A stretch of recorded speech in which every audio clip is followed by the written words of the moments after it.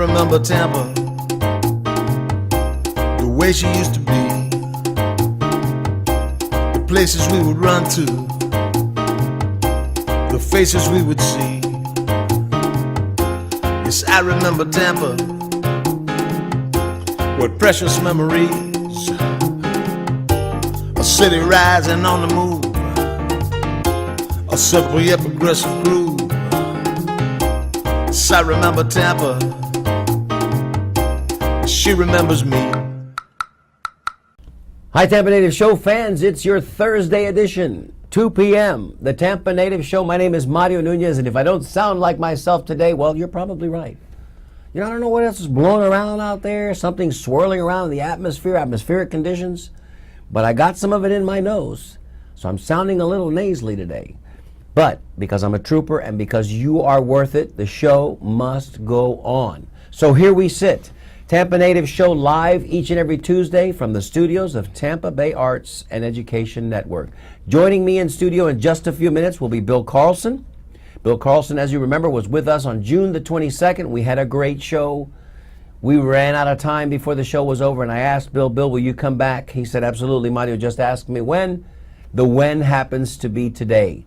So you're in for a great treat. Listen, right up at the top, let me just cover a couple of things.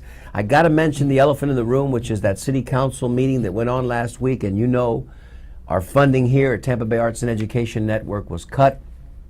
We're not happy about that. It makes us kind of sad when you consider that, you know, really arts and education programming, as well as public access programming, which was the former home of the Tampa Native Show, the people's voice, if you will, when that gets cut out of the equation, it's kind of a sad day.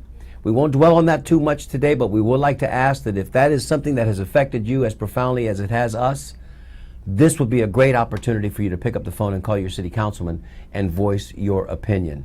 It's important that you do so. Government by the people, for the people. If you don't get involved, you really have no reason to complain afterwards when things go bad. And it's not that difficult. City council is there. They have paid staff that will take your phone calls, and guess what? They're paid to record them as well.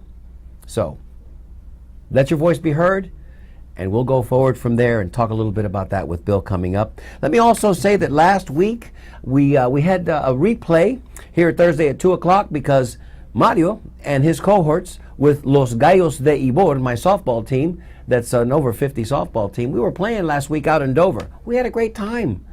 Took us about 5 days to get over all the soreness because none of us had run that hard to first base before.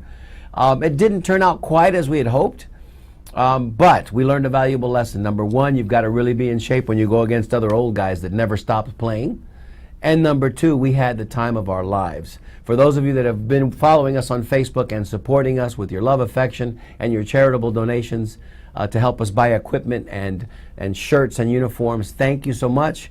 We're just getting started with that, and if anybody out there that's listening wants to join us, there's plenty of room. The water's fine. Come on in. These are all a bunch of good guys that played their youth baseball at West Tampa Little League and Riverside Little League, Tampa Bay, North Seminole, and we're having a great time. The weather's changing now, as you can tell outside. This is our fall, so enjoy it. Go outside. Summer is kind of giving way finally. The sun, you can see it trying to tack into the southern hemisphere, so winter will become spring and summer in the southern hemisphere, and we'll start to go into fall. But we're grateful for that because summer lasts way too long here as it is. Will we talk about Las Vegas today? Probably not. But for anybody that's been affected, like most of us have been by that, we continue to battle against these things that seem to want to happen to us all the time. You know, we have an incredibly violent culture here in the United States of America, and whether or not we want to acknowledge it and we want to look at it for what it is, we have a real problem. You know, you go to sleep at night and you wake up the next morning and you see the news headlines, especially if it happens in the West Coast because of the time difference, and it puts a pall over everything that happens that day for you, the next day, the day after that. Of course, the news agencies, they can't help themselves because they're trying to gain eyeballs, and so things become rather pornographic in the way of disaster porn, as has been coined that phrase, and then we just get more and more depressed as we sit at home. So what's the takeaway for us? The takeaway for us is this: be vigilant. when you go to big events, big sporting events, like I'm going to be tonight at the Bucks game against the Patriots, be vigilant. Look around, make sure that everything's cool. If it doesn't feel right, if it doesn't smell right, get out. Probably not going to be good. And then, of course, when you see your family members and your loved ones, hug on them a little bit closer and a little bit tighter and tell them you love them, because as we full well know, tomorrow is not guaranteed. So that's your public service announcement. Don't despair. Don't despair, because at our core, that's not who we are. As Americans, that's not who we are as people, as Tampeños, as people who are in a close-knit community. That's really not who we are. Also, let me mention that we went 2 weeks ago now to see that live wrestling card. Remember, Jody Simon was our guest 2 weeks ago here in studio. We were just on the verge of having that wonderful wrestling card at the JCC, the Jewish Community Center now, formerly known as Fort Homer Hesley Armory. That went off without a hitch. There were over 500 people in attendance, and it was a great night of nostalgia and reminiscing.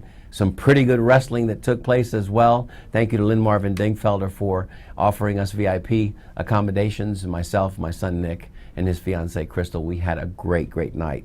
And I have it on good account, because I met with Frank Reyes afterwards.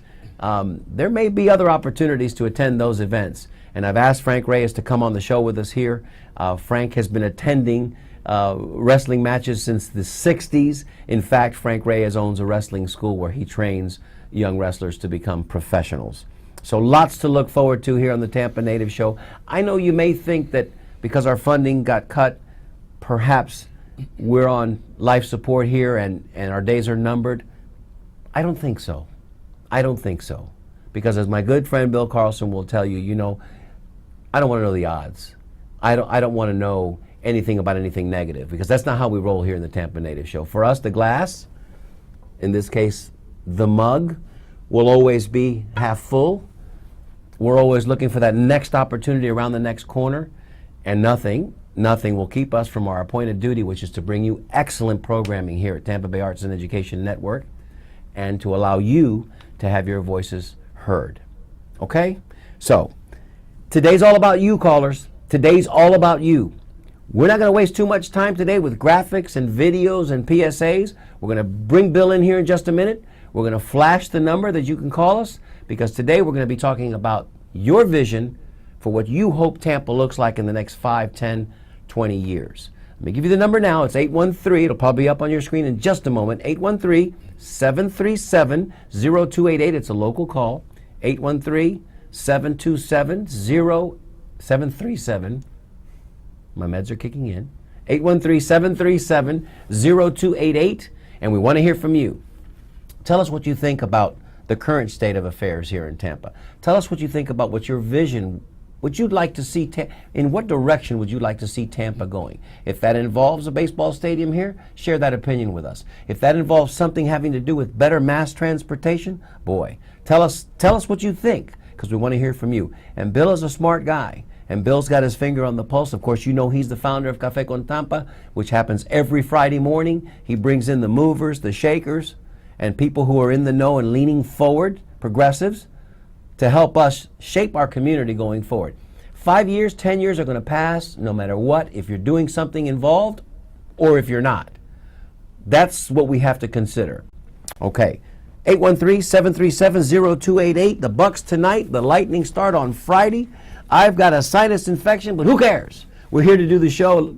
Let's bring up the two-shot. Ladies and gentlemen, let me introduce you to my good friend and somebody who's been on the show before. There he is, Mr. Bill Carlson. Bill, hey, Mario. Caballero, ¿cómo estamos? Bien, ¿tú? Todo bien, todo bien. For your Spanish-speaking... Hola, Tampeños. Hola, Tampeños, for the Spanish-speaking fans out there.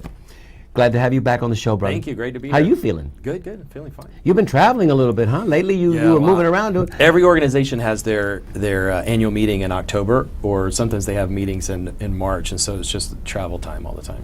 And the reason it's in October, is there a reason for that? They don't want to do it in the summer, Right. and they don't want to do it close to the holidays, so they do it in October. Well, or October March. seems like a good time. But then every one of them does it. So I was just at the Future of Florida Forum last week. Mm-hmm. They were brainstorming about where Florida is going to go in the future, and today we're going to talk about Tampa Bay. And as it relates to the Bay Area, and of course, Tampa specifically, because we love to talk about Tampa. That's kind of what our show is about in a lot of ways. We talk a lot about history. We talk about Ybor City. We talk about the early days in Tampa. But today's going to be unique in that we want to lean forward and talk about what may be coming around the next corner. Share with our audience that's watching, all 1,500 of them? No, 3,000. No, maybe 3 million. Share with our audience what you learned about your experience in Brooklyn, New York, that I think is very poignant and something that I think needs to be shared. Go. I went with a group from St. Petersburg last week, a group of 20 arts leaders. We went to Brooklyn and Harlem to take a tour of the arts facilities there, and one of them is called BRIC, which is the acronym for? I don't remember the acronym. Okay, but sorry. It's Brooklyn something, and it's the public access channel. But interestingly, here we're talking about with your channel and the other one here, Public we're access. talking about a budget of maybe $1 million, $1.5 million between the two of them. So Brooklyn is just one part of New York City. One bird out of the five. And we asked them how much their budget is, and they said it's only $16 million. And you kind of mentioned it before, but the reason why public access is important is because it's a freedom of speech issue. Right. It gives an outlet for the public to produce information that is broadcast to the masses. And sure, you can do it online and people can see it, but there's nothing like having a channel like this that people can watch.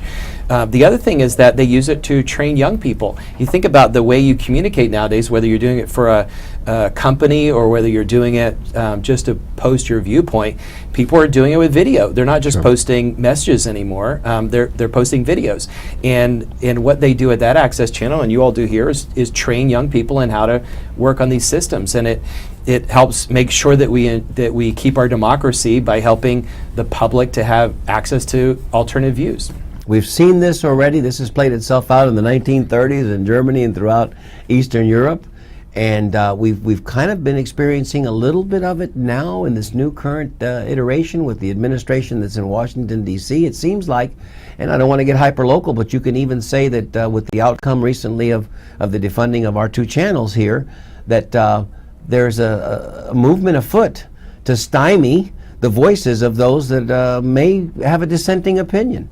And I don't think that can be good for anybody going forward. One of the things we found I go on the annual benchmarking trips with the Tampa Chamber, the St. Pete Chamber, and what we find in every successful city we go to is that the more you focus on art and culture, the more successful the community is. Why? Because art and culture attract investors. They attract the high quality people like Jeff Phoenix and others who want to come to a vibrant community, and they attract the kinds of employees that companies want to hire. They attract and help us maintain the innovative millennial and other entrepreneurs who are developing new companies. And so we really need that. And the good news, a lot of times people compare us to New York or other cities, and the great news is that almost everything we saw in Brooklyn and Harlem, we have here. We have all kinds of programs. The difference is the scale. One organization we met with was a historic building that has avant-garde theater shows and opera. And we asked them, how do you fund this? And some money comes from the government, a decent amount, more than a lot of institutions here. But we said, how do you fund it? And they said one family gave $80 million for the endowment. And that was just one of the families that gave money. And the scale is enormous. When we went with the Tampa Chamber to Pittsburgh a couple years ago, we said, how are you able to fund all these art programs? Well, the government puts in a lot of money, more than we do here, but also they have $400 million in foundation grants that go out. And so we have to figure out as a community, how do we do a chicken and the egg? Somehow we need to fund these organizations because the organizations create the creativity and innovation that drives our economy. It's not a revolving door per se, but it is a cause and effect. I mean, there's a direct relationship between a community that has a vibrant arts and education, established arts and education momentum, and if all work and no play, we know, makes Johnny a dull boy. After you finish putting in your hard day's work, you want to relax, and a lot of times the relaxation comes in the form of going to see live theater or going to a museum to see some wonderful pieces. This is not highbrow stuff. I don't know if people think that you have to be of a certain ilk or you have to have had that experience as a child or be indoctrinated to that early to appraise that. That's not the case at all. I mean, if you've never experienced anything like this and all of a sudden you find yourself in the presence of good live performing arts, You're transformed. Well, you think about the price point because of sponsors, generous companies, and individuals. There are programs like Stageworks, which our firm has helped sponsor. They have Black Box Theater, very innovative theater using local artists and sometimes locally written scripts. Typically, a ticket there is $10. It's not like it's a huge amount of money. And many of the viewers probably saw the Lego exhibit that Sure. Jeff and Penny Vinnick sponsored. It Sure. was completely free. And did you see the lines? No, they were around the corner and out the door. I couldn't even get in because there were such long lines. It was more than Not an even hour with your wait. VIP status. No. There you go. But we need to find more of that, and we ideally will develop more homegrown Sure. Jeff and Penny Vinnicks and others, and we need to grow more companies. And as more of our companies sell, a big company here, Tribridge, sold recently, which created. We don't know the numbers yet, but I assume it created several local millionaires again. Hopefully, they will stay here and they'll reinvest and That's invest the in key. the next generation of innovative. That's the key. You know, we technology graduate, and the University of South Florida is coming on.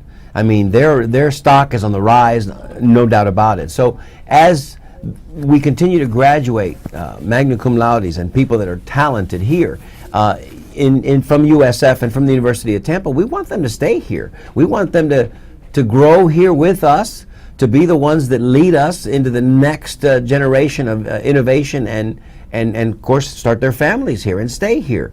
We're at risk if we don't secure that by making it a nice environment where people would like to stay. I think one of the things we could talk about right up at the tip as we're talking about making it a nice environment, of course, is the transportation problems that we find ourselves sometimes stuck in, literally and figuratively. It's a morass. We know that. It's not fun. And for those of us that have been here generationally and have been here since the 60s and the 50s and even before, when Tampa was exceedingly small, this is a difficult challenge for us. Bill, do you have any input there? Is there something you might be able to offer us in the way of hope? Well, first thing for a plug, Cafe con Tampa is tomorrow morning, 8 a.m. to 9 a.m. And we have Catherine Egan, who's the head of HART, the local bus and transit organization, and then we have Ed McKinney, who's coming from Florida Department of Transportation, and it's $12 to get in. Cafe con Tampa doesn't make anything; we just pass it to the restaurant. Oxford. You get a Exchange. breakfast for that, $12. So it's not like you're just making a Buffet. donation. You get a buffet breakfast. Yeah, and by the way, we have Cuban toast there because that's Which part is of lovely being a because Tampa. because that's our staple. That's our go-to breakfast. But go to cafecontampa.com or go to the Facebook page, Cafe Con Tampa. And I just have to put in a plug for you also. The last time I was on your show, someone came up to me at Cafe Con Tampa afterwards and said, "Hi, I wanted to meet you." And I said, "Well, how did you find out about me or Cafe Con Tampa?" And she said, "My husband was watching the show with Mario, and I saw you being interviewed, and I was interested in Cafe Con Tampa." Well, long story short, we hired her about a month ago. Hey, So that is a serious bell ring. So That's pretty cool. It just shows the impact that you have by helping to. Hey, that gave me goosebumps right there. Gave me a little chill bumps you right help there. That's people pretty learn cool. more about what's happening in Tampa and connect people. And the shows live in perpetuity on the website, on our server, certainly on the TBAE server, so that if people, have an inkling and they want to go back and watch a show a second time, or that they're just perusing and they see it for the first time, these are things that happen. This is highly interactive.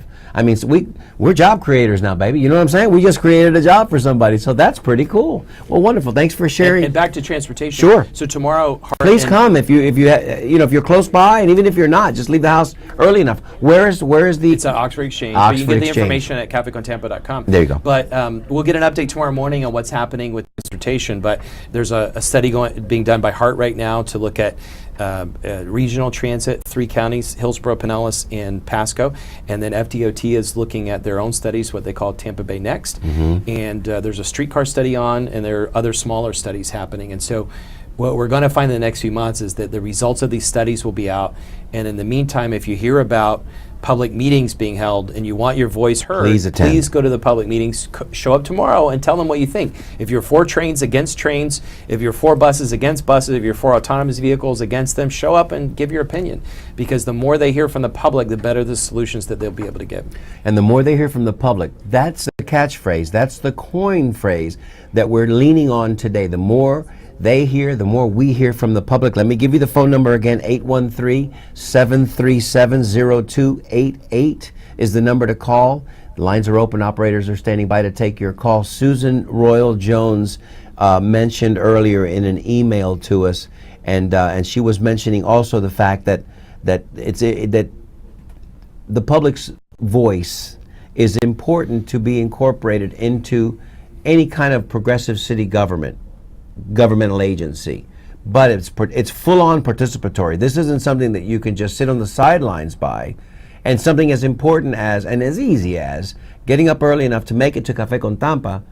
And it's a nice event. If you've never been to the Oxford Exchange, plug for the Oxford Exchange. They do a great job. It's a really nice facility right there by the University of Tampa complex across the street from what used to be Bryn Allen Studios, Photographic Studios. We know that Tampa natives will know exactly where it is. Isn't Meissen Place and the Meeson Place, isn't it right next door? We all had our high school photos taken across the street. 100%, 100%. So we all know where that is, in that little triangular piece where the Falk Theater is on one side. On the back side of that is where you have the entrance to the Oxford Exchange. So go there. You get an opportunity to introduce yourself. If you have if you represent a group or an agency, they give you a chance at the very beginning to stand up, say, hi, my name is Mario Nunez, host, moderator of the Tampa Native Show, and I'm here today because I'm very interested in learning about public transportation and what's around the next corner for us. Networking opportunity as well, and you get to hear some very qualified speakers coming at you with some good stuff, and it's usually right up at the tip. This is like the cutting edge of the information that's just being let out to the public. So I think it's very important, and you're doing a great job with Café con Tampa.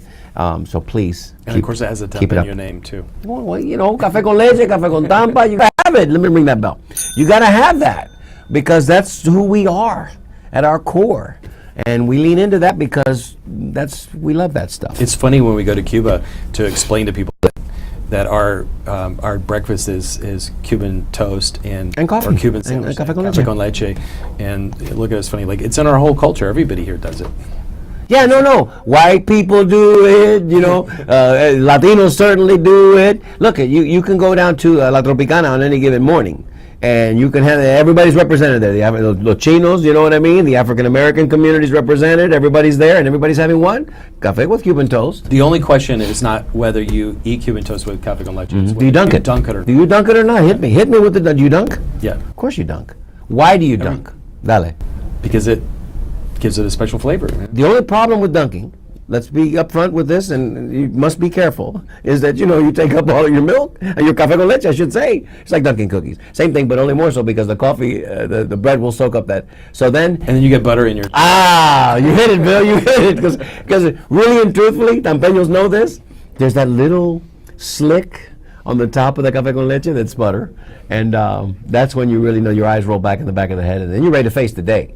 Because with that kind of breakfast in your belly, you're ready to face the challenges of any given day. I like myself personally, I like the bread that is toasted rather than pressed. You know, you can press your sandwiches. We're getting off topic, but and I wish we had some right now, by the way. You can press your sandwich, but when you have the café con leche with the Cuban toast slathered with butter, just go ahead and toast it. So that way it's crispy, but it's not flat. Okay, so. Yeah, and one big shout out to La Segunda and the other bakeries here who have kept their recipes the same. They put the palmetto front on there. And, people come from other places and they say, what's the difference between a baguette and a Cuban bread?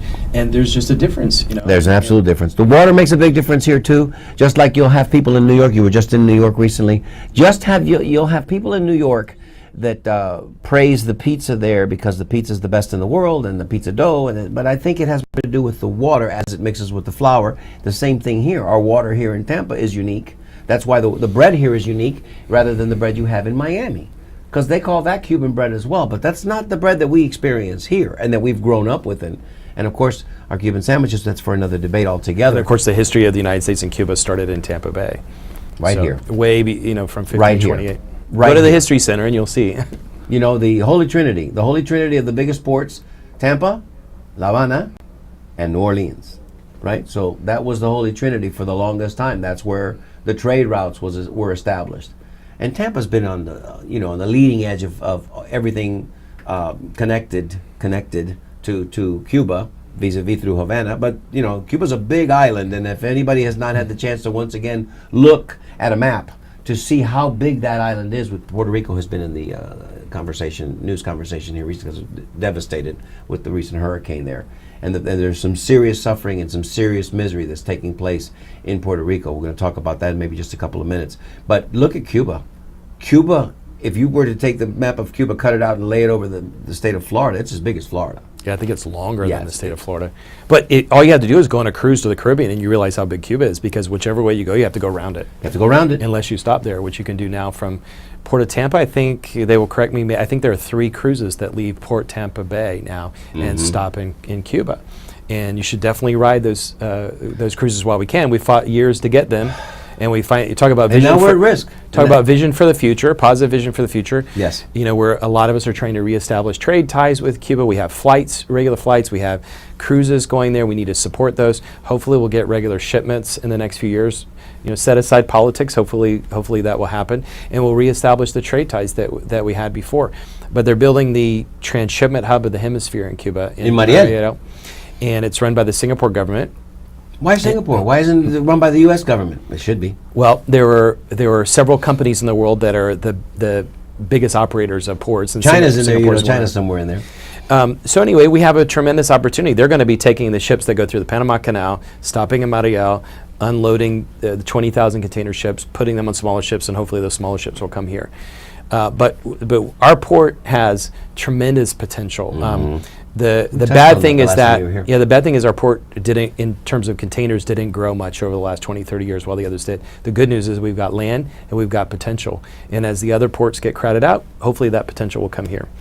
Why haven't we seen the growth at our port?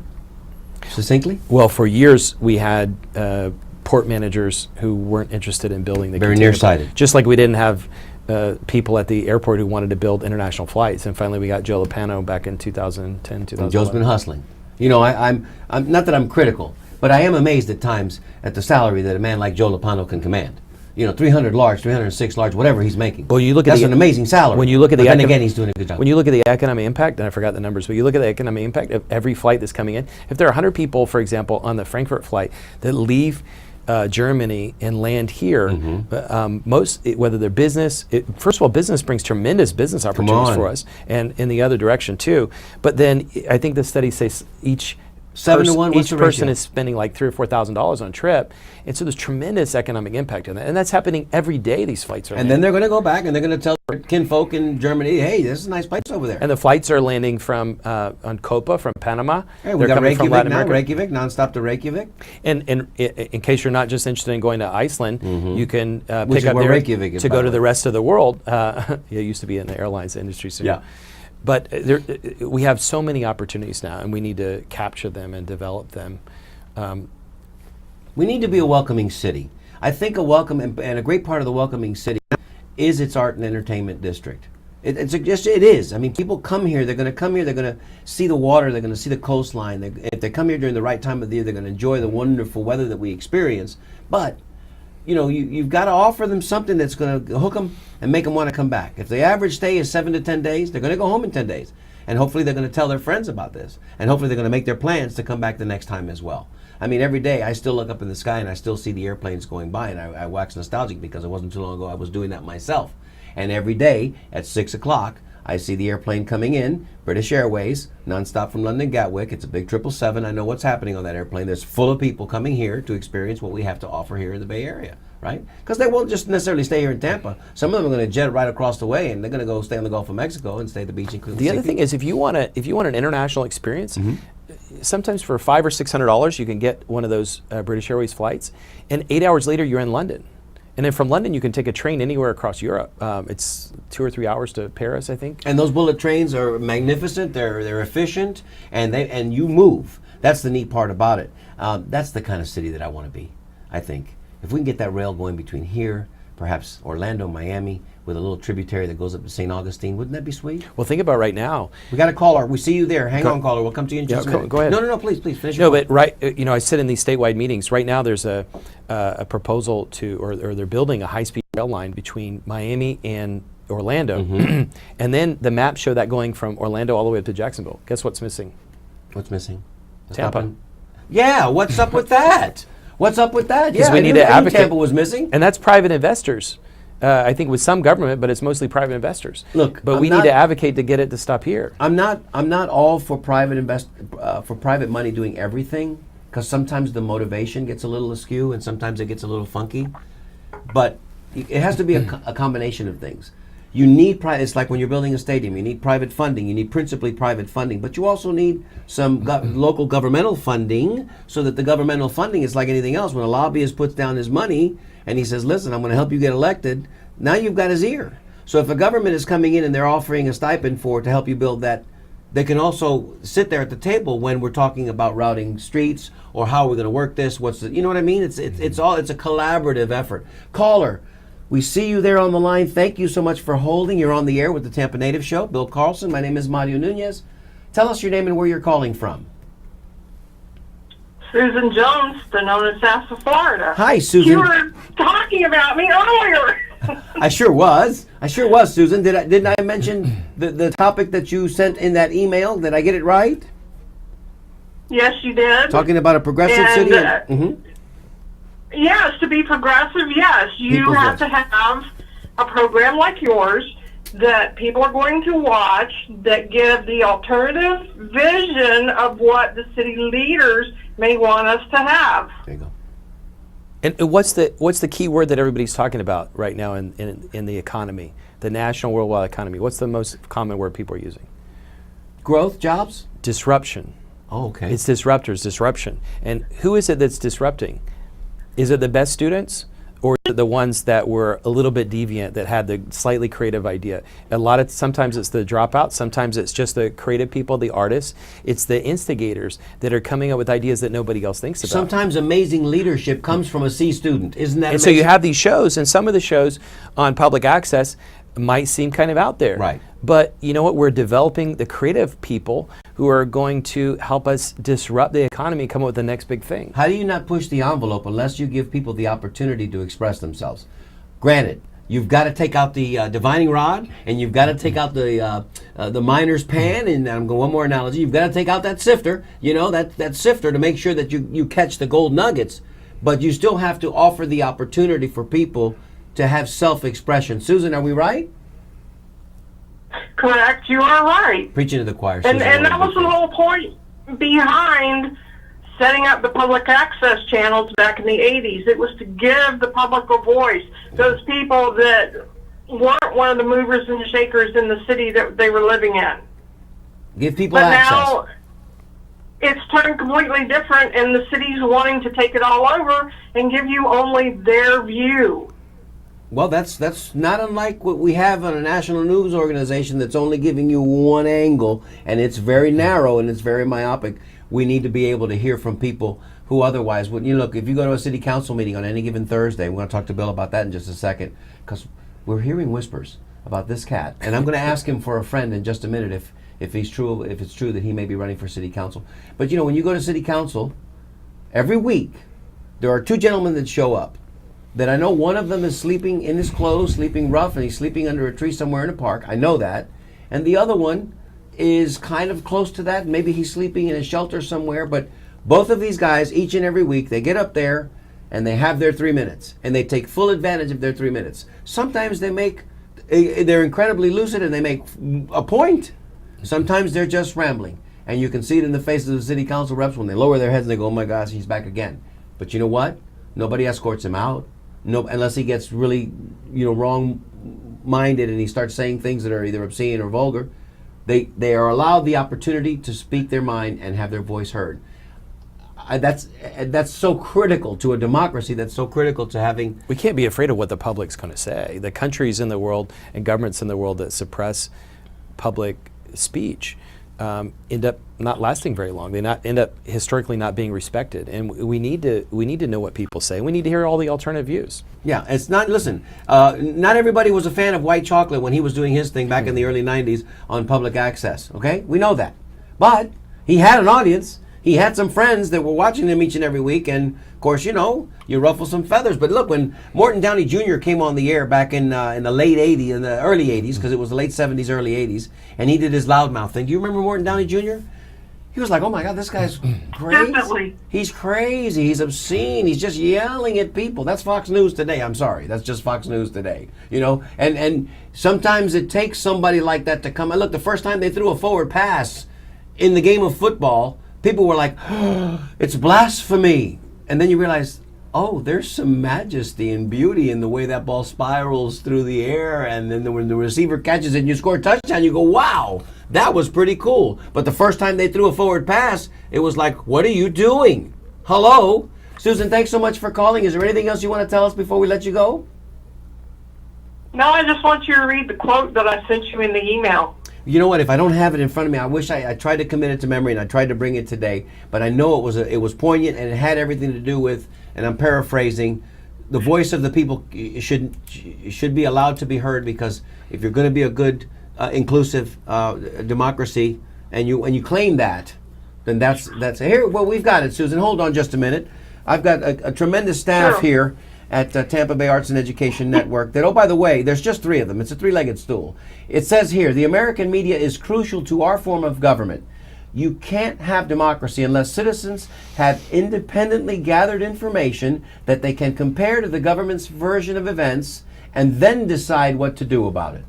So that's the quote from Susan Royal Jones, who sent us the email. Thank you so much, Susan, for being a big fan, and we appreciate you so much. You're welcome. Thank you, honey. Bye-bye. Talk to you later. You know, one thing related to this is education. Do you know what the biggest buzzword in education has been the last 3 or 4 years? I don't want to guess because I don't want to guess wrong. I mean, there are lots of them, but the one that I hear the most, because I sit in a lot of these statewide national meetings, is STEM. Oh, of course. Which stands for Science, Technology, Engineering, Math. Something we know about here at TBAE. And so then what happens is the arts community says, well, let's add an A and let's call it STEAM. And then the medical people say, well, let's add another M on the end and call that medical. And it ends up meaning nothing. And I sat in a statewide meeting the other day and said, well, first of all, some of the leaders stood up and said, we need to focus on STEM, and we need to get rid of high school and university education wasted on programs like history, political science, arts, history, because these graduates are going to have no jobs when they get out. And I stood up and said, if we just focus on STEM, which in part is training people, for example, to be robot mechanics, robot repair people, right? What's going to happen is that the artificial intelligence is going to overtake us. What we need to instead be doing is training the philosophers, the anthropologists, the historians, and others who can think creatively, have the deviant behavior to think ahead of the AI. You've seen these movies over the years that have, like HAL, remember 2001? Of course. If the computers take over, who are the people that are going to be able to think ahead of the computers? Those are the people that have a diverse education. They're the creative people. And I think it's the responsibility of our generation to not train students today for the jobs today or tomorrow, but to train them for the jobs that are going to be here 5 or 10 years from now. The economy is going to be completely transformed again in the next 5 to 10 years. We hear that on NPR radio all the time, Bill. I'm sorry to kind of cut you off there. But we hear that on NPR radio all the time, that our thinking is, we're way behind the 8 ball on this thing. You know, we need to be thinking not about what's coming in the next couple of years, but in the next 15 to 20 years.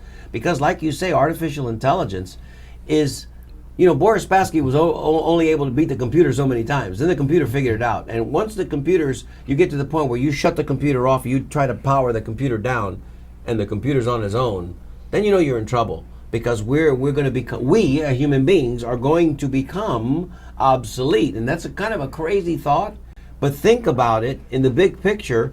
I think that, you know, the anarchist, and I'm not talking about the one that's rebelling against government, taking up arms in the militia. I'm talking about in the intellectual anarchist, the guys that are, and gals that think outside the box, that maybe it's a little bit of a radical thought process. You think this guy's, it doesn't mean, that's wacky. But wacky, we already know, comes into sharp focus just down the road, because that's just the way it is. Let me use a professional wrestling analogy real quick. When we were watching wrestling in its early days, black and white TV, it was transformative because we were watching these guys on TV wrestling, and that in and of itself was an event.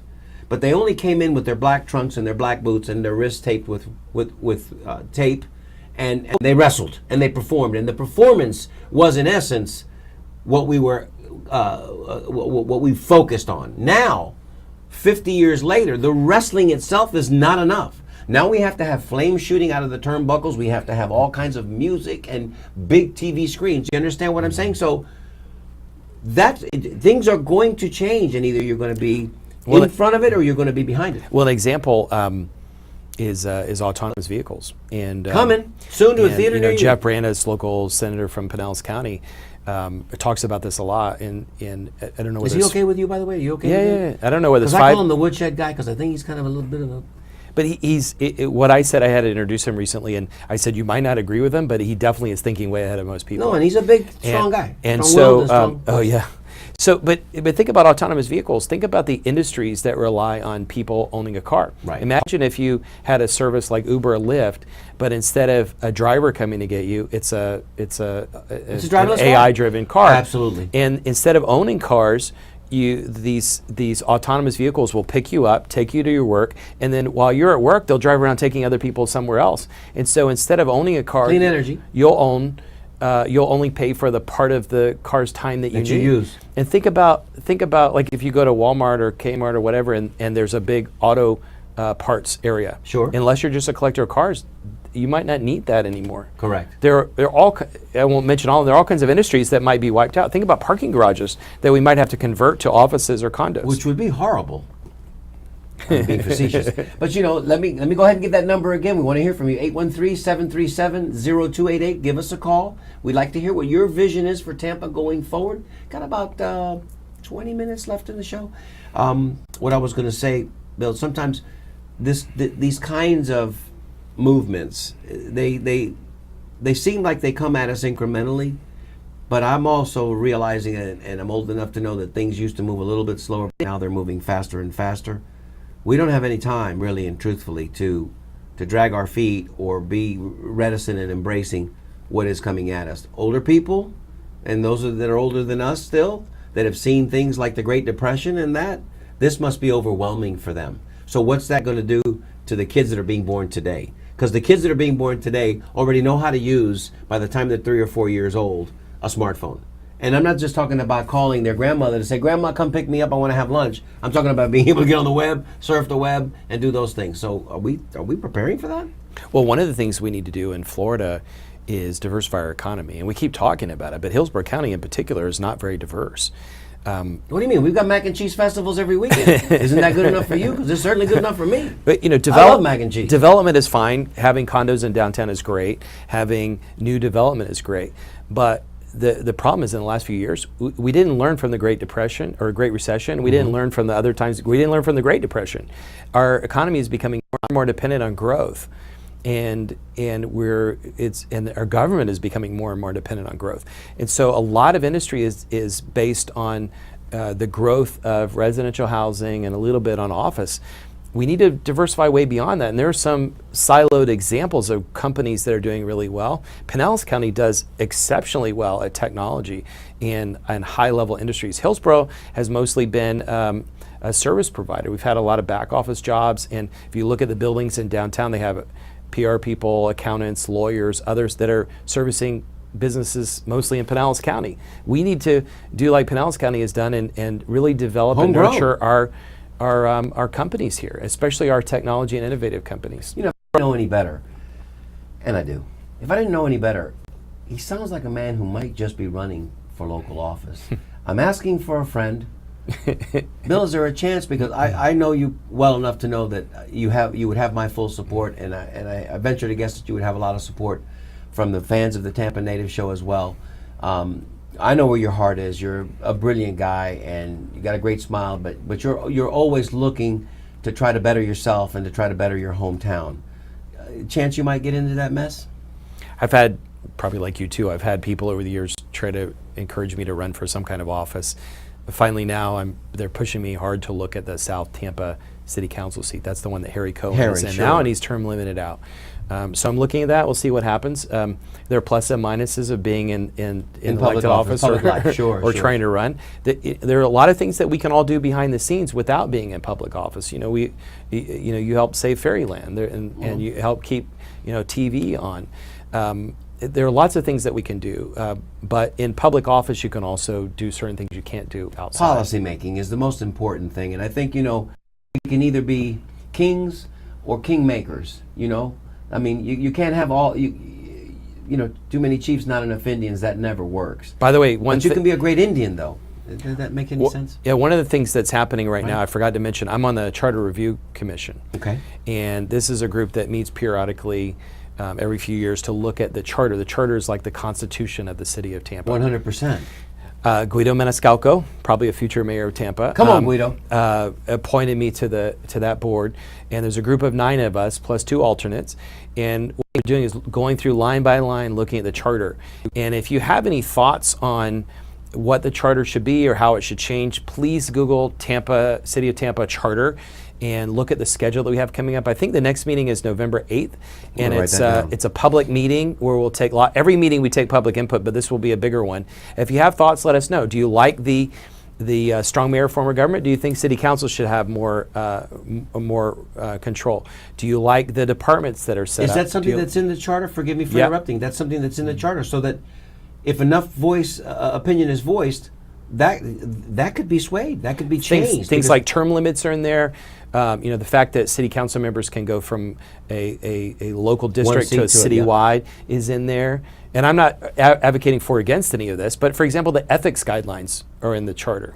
And if you think the ethics guidelines of the city of Tampa need to be strengthened, which I do, then we need to look at that as well. And if there are any lawyers watching who have any ideas, please let me know, because we're trying to figure out how to strengthen civil rights. There are ways that we need to update it and change the charter to make it better. If I had $2 right now, and I think I might have one, I'd put that $1 on the table right now and say this man is going to run for office. And I congratulate him for considering it currently, even though he's not made the final decision yet, because you would be a great city administrator, Bill, and somebody that a lot of us could stand behind, and because you know the value of you travel, see, and that's the thing that most people don't get the opportunity to do because it's expensive.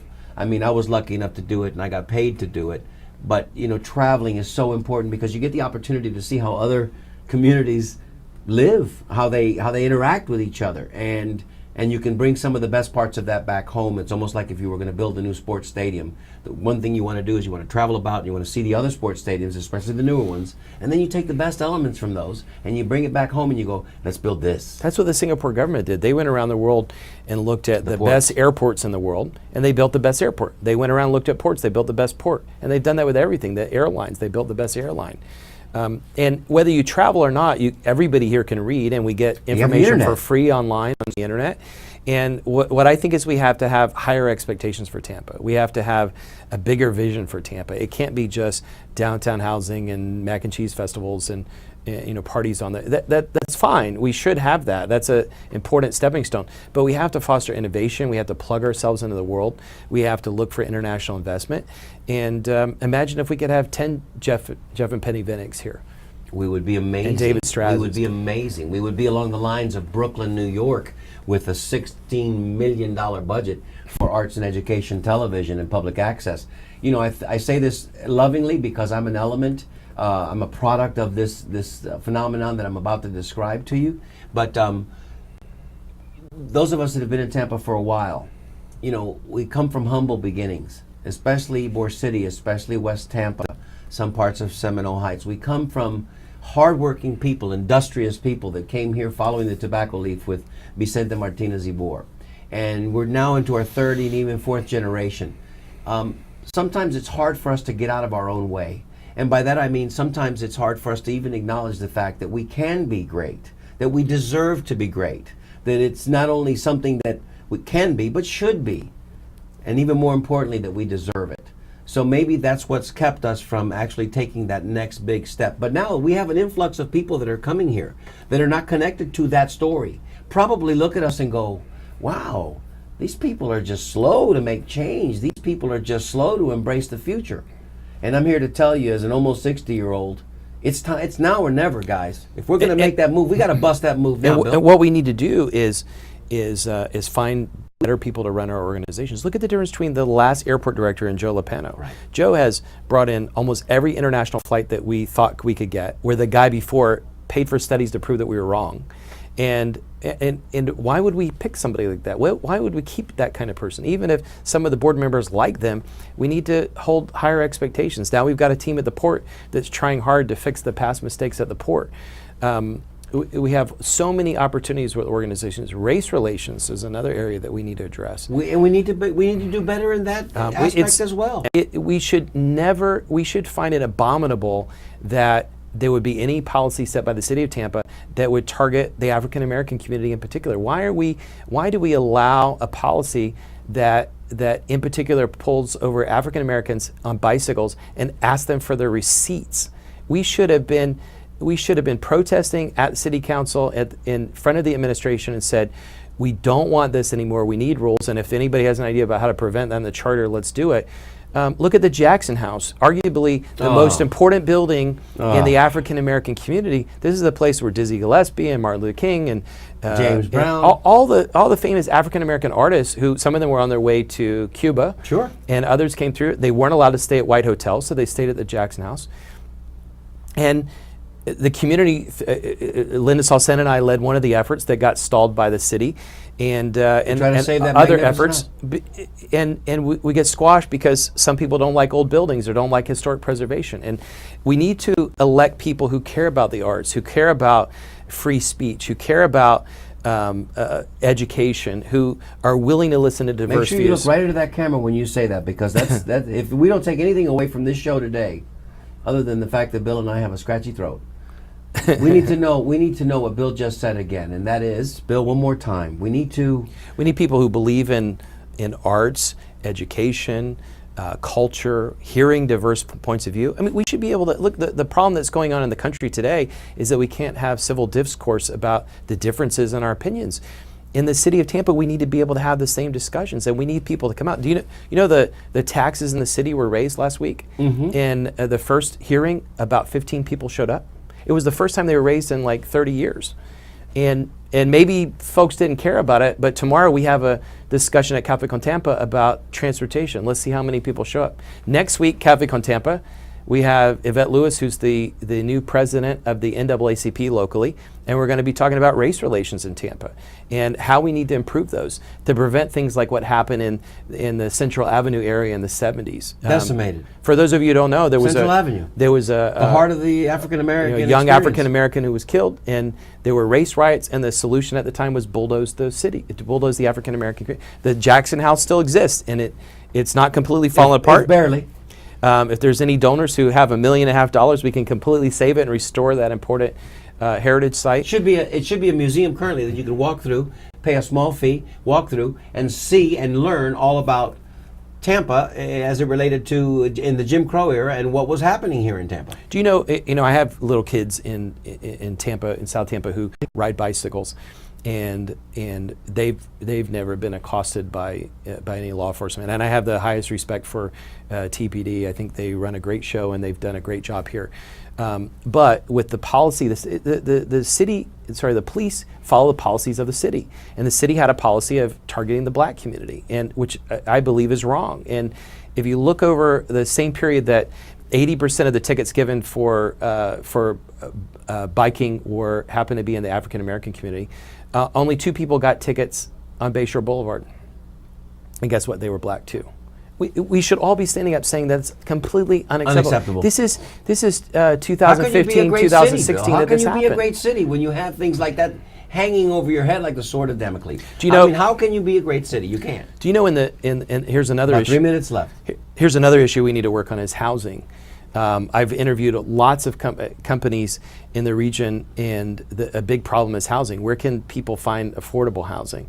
And it's from low-income people to wealthy people who just can't afford the high cost of living in certain places. On the West Bank, near Julian Lane Park, there were 1,200 families. 1,200 families were displaced. Mostly, all poor, mostly black, some Hispanic. And guess what? We didn't have sufficient housing in the city of Tampa for them to move into. So they moved out of the city of Tampa. They moved to Suquay City, and they moved to Brandon. And think about the social problems that's created. Think about the transportation problems that's created. For families. The education problems that's created. The disruption for families. To me, it's unconscionable. We should be planning a comprehensive housing strategy that not only helps find housing for low-income people, but also helps find housing for the millennials who want to live here. Not millennials can't afford to stay in the $3 million condos in downtown. Oh, there's no way. They need to find affordable housing. I can't let you leave today, and you're going to have to come back again and again and again, because I love talking with you, and I know our fans love to hear from you. In 30 seconds or less, would David Straz be a good mayor for us if he had the opportunity to lead our city? By the way, I can't take a position in this race, but David Straz is a great person, honorable person, impeccable background, successful entrepreneur. He's very successful in the banking industry, nationally and internationally. He could be the Michael Bloomberg of Tampa. Wow! And say what you will, Michael Bloomberg has transformed New York. I mean, think about this. New York City. I've done a lot of business in Latin America and in Asia, and the way you get business, international business, is by having international banks. If any of you've seen the movie The Infiltrator, which is about Tampa, we lost our international banks because of BCCI in the 1980s, and you can look that up and watch the movie. David knows the bankers. I have lots of international contacts in Latin America and other places. Let's go get on planes and go talk to international bankers. We should set a target to have 5 or 10 international banks here. The international investment will follow. The David Strazes, the Jeff Fennicks of Latin America, of England, of Germany, and other places, they will follow if we have the banking facilities here to be able to work with them. Because of the Patriot Act, a lot of American banks cannot work with them. So we need the international banks here. And then the investment will follow, the companies will follow, and we'll have major investment here. As I've traveled in Latin America, the CEOs in Latin America want an alternative to Miami. They want an alternative, a place that's family friendly. We need to be that alternative. We need to be. Let me just say, for the sake of argument, and our show has just evaporated on us. Thank you, Susan, for calling today, and we'll have Bill back on again, because obviously 60 minutes is never enough when I have Bill with me. But I'm going to say this, Bill, if you put this in action, and you make that happen, and David comes in, and Mr. Straz comes in, and he becomes our next mayor, and we focus on international banking, and we go out there and make that happen, you let us know. We'll mobilize the crew. The Tampa Native Show will go on the road, and we'll record it for posterity. And we'll come back and be the exclusive branch, media branch of the new government coming in. Thank you. Papa, thank you so much. Thank you. Thank you so much. Listen, if you enjoyed what you saw here today, tell your friends about us. We're going to be back next week, and hopefully we'll have Al Fox. I'm trying to get him to come in to talk to us and give us an update on what's happening in Cuba. This, ladies and gentlemen, is Mr. Bill Carlson. I think a wonderful candidate, should he decide to run for city council. Grab that mug, Bill. On behalf of everybody that puts this show together with love and affection in their hearts each and every week so that you can continue to be informed, that's Bill Carlson. I'm Mario Nunez. Salud. Salud. And happy days. We love you, Tampa. We'll see you next week. Back when we were younger, and everything seemed new. We used to have a lot of fun. Yes, we did. No matter what we do. Sleeping days, long summer nights, going anywhere we pleased. This love I've always called my own.